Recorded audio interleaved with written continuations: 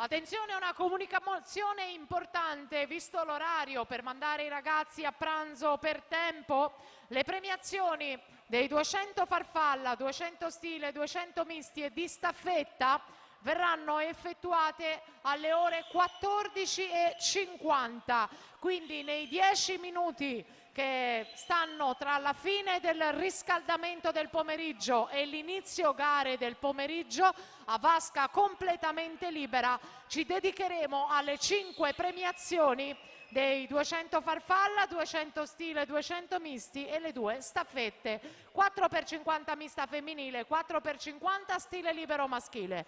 Questo per consentire ai ragazzi di andare a pranzo e di riposare per le gare del pomeriggio.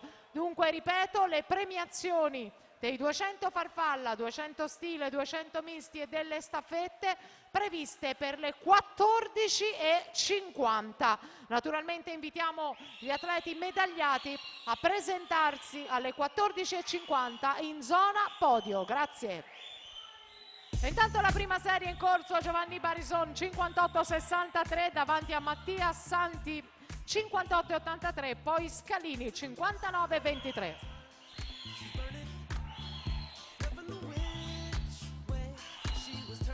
Mattia Santi, più grande di 2 anni, si fa valere in questo momento ai giovanili di Riccione. Santi aveva nuotato 2:03:47 per la medaglia d'argento, è incalzato da Matteazzi. In terza posizione Scalini.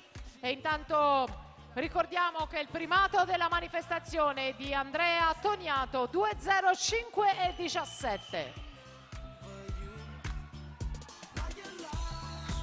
Santi scatenato, lanciato verso una gran bella prestazione nella sua scia. Pierandrea Matteazzi, rush finale. Mattia Santi, Pierandrea Matteazzi con Lorenzo Scalini in terza posizione e poi Barison. Questo è l'epilogo di gara.